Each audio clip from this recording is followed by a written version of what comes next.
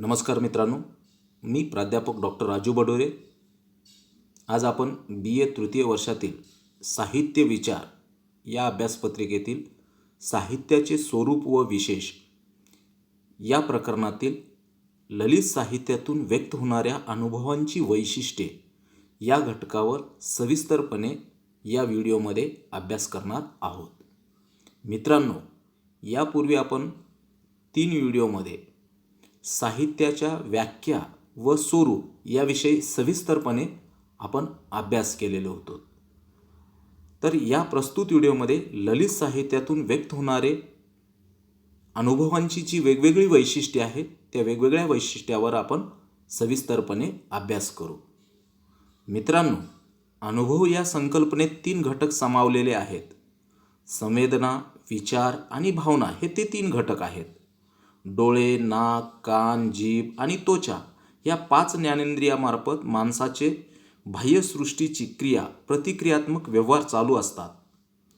यापैकी कोणत्याही इंद्रियाद्वारा बाह्यसृष्टीचा लाभणारा संदेश, त्याला मेंदूकरवी दिले जाणारे उत्तम आणि त्याचे माणसाच्या ठिकाणी संभवणारे परिणाम ही सर्व प्रक्रिया पाहू जाता बाह्य गोष्टीच्या संयोगातून पहिल्यांदा संभवते ती इंद्रिय संवेदना हे लक्षात येते। या संवेदनाचा अर्थ लावला गेल्यानंतर विचार व भावना या गोष्टी येतात। या तिन्हीच्या एकत्रीकरणातून एक विशिष्ट अर्थ व रोख प्राप्त झालेली जाणीव संभवते, तिलाच अनुभव म्हणता येईल। अशाच अनुभवाला किंवा अनुभव मालिकेला साहित्यात शब्दरूप लाभत असते। ललित साहित्यातून व्यक्त होणारे अनुभव आणि ललितेतर साहित्यातून व्यक्त होणारे अनुभव हे एकसारखे असले तरी एक नव्हे। ललितेतर साहित्यातून व्यक्त होणारे अनुभव ज्ञानात्मक, एकेरी, स्पष्ट, समावेशक आणि व्यक्तिनिरपेक्ष असतात किंवा असावे लागतात, कारण त्यातील स्वतंत्रपणा, मौलिकता, त्यातील निसर्गिकता या गोष्टी तपासल्या जातात। त्यावरच त्याचे मोल अवलंबून असते।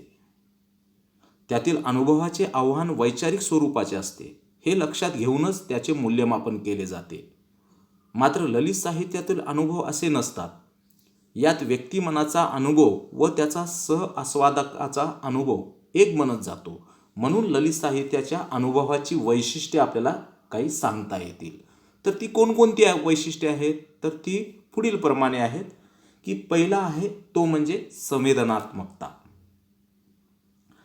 आपल्या चित्तवृत्तीचा पाया हा संवेदनेत समावलेला असल्याने या संवेदनेला कला व्यवहारात महत्त्वाचे स्थान आहे।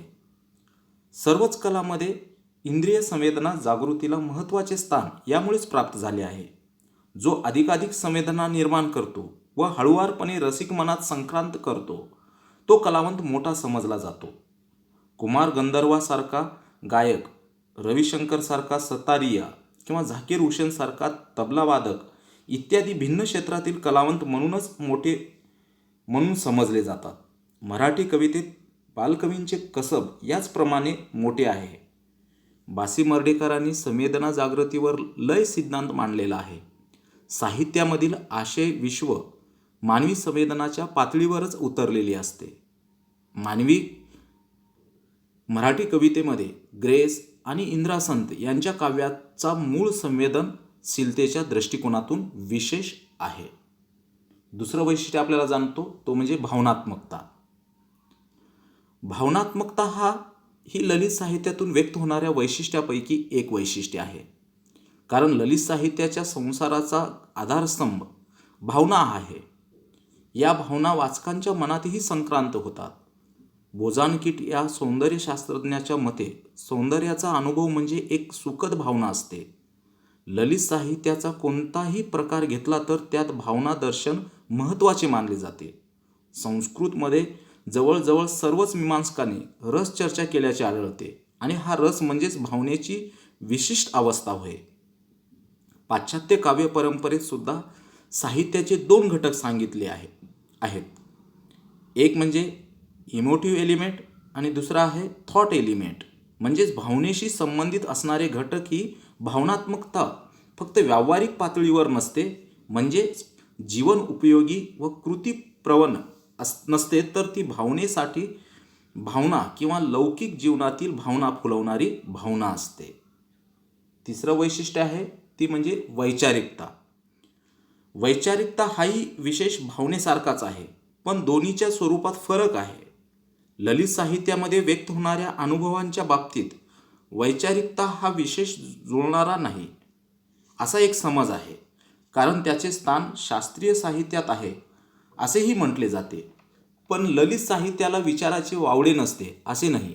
पण पथ्य इतकेच पाळले पाहिजे की ललित साहित्यातून व्यक्त होणारा विचार हा फक्त विचार सांगण्याच्या उद्देशातून प्रकट झाला नाही पाहिजे. तो लालित्याच्या अंगाने विकसित झाला पाहिजे. विचारामुळे साहित्यकृतीला आपोआप एक भारदस्तपणा व वजन प्राप्त होत असते.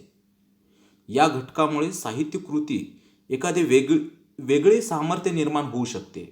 अमेरिकेतील गुलामीचा प्रश्न वेशीवर टांगण्याचे मोठे काम अंकल टॉम्स केबिन या कादंबरीने केले, तर नव्या जागृत स्त्रीचे दर्शन सर्वप्रथम इब्सेन या नाटककाराने डॉल्स हाऊस या नाटकाने घडविले.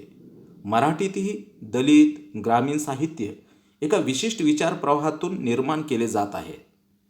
संवेदना, विचार आणि भावना या घटकांच्या आधिक्यावरच संवेदनानुभव, विचारानुभव आणि भावनानुभव असे शब्द समीक्षेत वापरले जातात.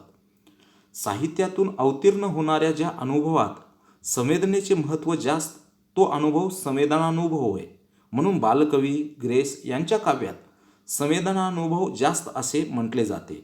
कवी बीची कविता, वाम जोशी किंवा श्रीधर केतकर यांची कादंबरी यात विचार अनुभवाचा प्रत्यय येतो. नंतरचं वैशिष्ट्य आहे सूचकता. हा कलात्मक अनुभवाचा एक महत्त्वपूर्ण विशेष मानला जातो. ललितेतर साहित्य अनुभवात तो असूच शकत नाही. सर्व काही स्पष्ट करून सांगण्यापेक्षा कलेचा भर नेहमी सुचविण्यावर असतो. सूचकतेचे महत्त्व पाश्चात्य काव्यविचारातही मानले जाते. संस्कृतातील ध्वनी विचार या विशेषाचे महत्त्व सांगतो. आनंदवर्धनाने वस्तुध्वनी, अलंकारध्वनी आणि रसध्वनी अशी सलग काव्यदृष्ट्या श्रेणी सांगितली आहे. ललित साहित्यामधून जे अनेक अर्थ संभवतात ते अर्थ सूचकतेमुळेच निर्माण होतात. सूचकतेमुळेच ललित साहित्यात चमत्कृती जाणवते. मराठीतील कवी विनायक यांच्या कवितेतील अनुभव प्रामुख्याने सूचक अनुभव आहेत.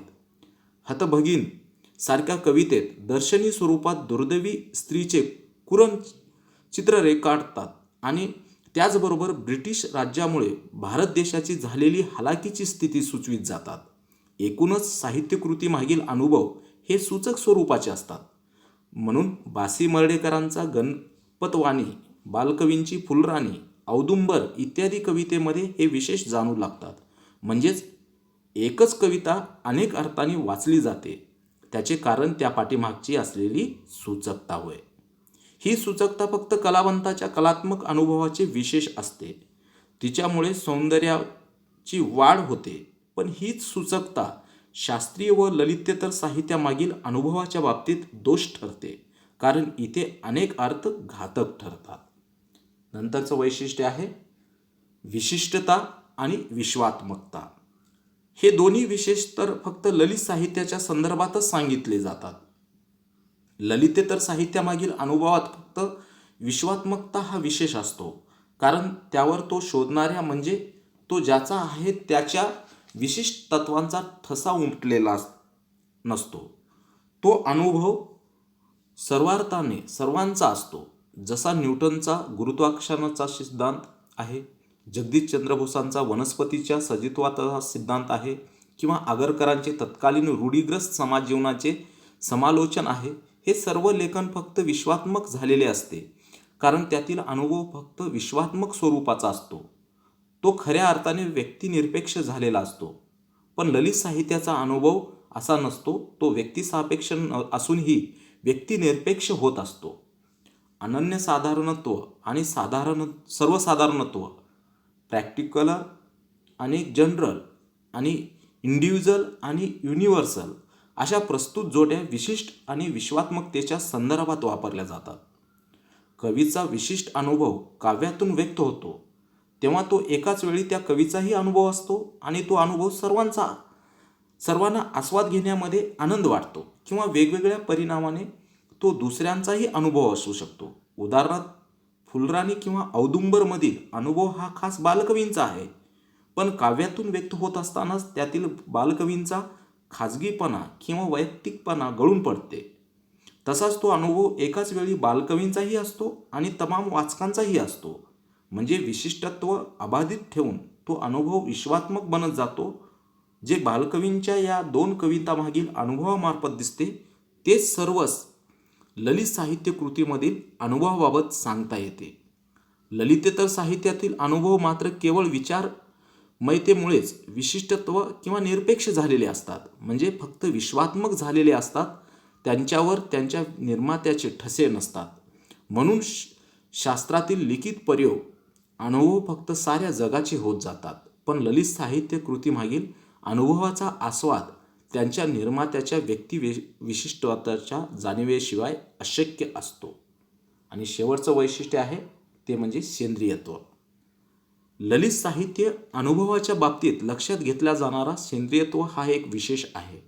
तसा हा शास्त्र प्राणिशास्त्रातील आहे, पण व्लाडिमार वाईटलने तो कलाकृतीच्या संघटनेच्या संदर्भात वापरला. या शब्दाला आजच्या काळातही विशेष प्रतिष्ठा मिळालेली आहे. सर्वप्रथम ॲरिस्टॉटलने कलाकृतीच्या सेंद्रियत्वाची कल्पना मांडली किंवा संकल्पना मांडली. सजीवाच्या शरीरापणे कलाकृतीची रचनाही हवी असे अरिस्टॉटलचे मत आहे. तसेच हेगेल या सौंदर्यशास्त्रज्ञाने सौंदर्य अनुभवाच्या बाबतीत या शब्दाची प्रामुख्याने मांडणी केलेली आहे. अनेक तत्वातून एकतत्वतेची प्रतीती अशी या शब्दांची प्रामुख्याने मांडणी केलेली दिसून येते. साहित्याच्या अनुभवात जे काही भिन्न भिन्न घटक असतात त्या भिन्न भिन्न घटकांचा एकात्म संस्कार येथे अभिप्रेत आहे. कान, नाक, हात, पाय इत्यादी अनेक विविध अवयवांच्या व घटकांच्या चैतन्यमय एकत्रीकरणातून मानवी शरीराची वा प्राणिमात्राची एकात्म संघटना जशी बनते, तशीच अनेक विविध घटकांच्या आधारे साधली जाणारी एकात्म भाषिक संघटना म्हणजे कलाकृती किंवा साहित्यकृती होय. या संघटनेतील जे काही वेगवेगळे घटक आहेत त्या घटकांना स्वतंत्र अस्तित्व आहे. अशा अनेक स्वयंपूर्ण भागाचा एक पूर्ण बनत जातो. म्हणून कलाकृतीच्या संदर्भामध्ये सुद्धा कलाकृती म्हणजे अनेक पूर्णांचा पूर्ण म्हटले जाते. परंतु आस्वादकावर कोणताही स्वतंत्र घटकांचा किंवा अलग अलग भागांचा परिणाम होत नाही, तर त्या कलाकृतीच्या संपूर्ण वाव एकात्म संस्कार वाचकावर होत जातात. जसा मानवी शरीराचा शरीर म्हणून एकच एक संस्कार होतो, हात, पाय, तोंड इत्यादी घटकांचे वेगवेगळे संस्कार स्वतंत्रपणे जाणवत नाही.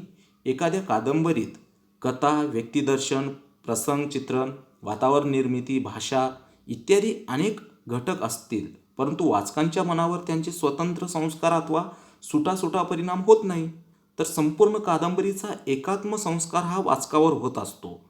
अशा प्रकारची एकात्मता ललित साहित्याच्या अनुभवाबाबत दिसून येते किंवा असायला हवी. म्हणजे ललित साहित्यातून व्यक्त होणारा अनुभव हा जिवंत हवा, स्वतंत्र हवा, चैतन्यमय हवा आणि मुख्य म्हणजे तो अंतर्बाह्य सुसंगठित हवा. म्हणून एकात्मतेच्या संदर्भातच साहित्याच्या दृष्टिकोनातून सेंद्रियत्वाचा अर्थ घेतला जातो. मित्रांनो, अशा प्रकारे आपल्याला ललित साहित्यातून व्यक्त होणारे जी वेगवेगळे वैशिष्ट्ये आहेत, ज्यामध्ये संवेदनात्मकता, भावनात्मकता, वैचारिकता, सूचकता, विशिष्टता आणि विश्वात्मकता आणि शेवटी आहे सेंद्रियत्व, हे वेगवेगळे वैशिष्ट्ये आपल्याला ललित साहित्यातून व्यक्त होताना दिसून येतात. तर मित्रांनो, या नंतर पुढील व्हिडिओमध्ये आपण नवीन घटकावर अभ्यास करू. तोपर्यंत नमस्कार, धन्यवाद.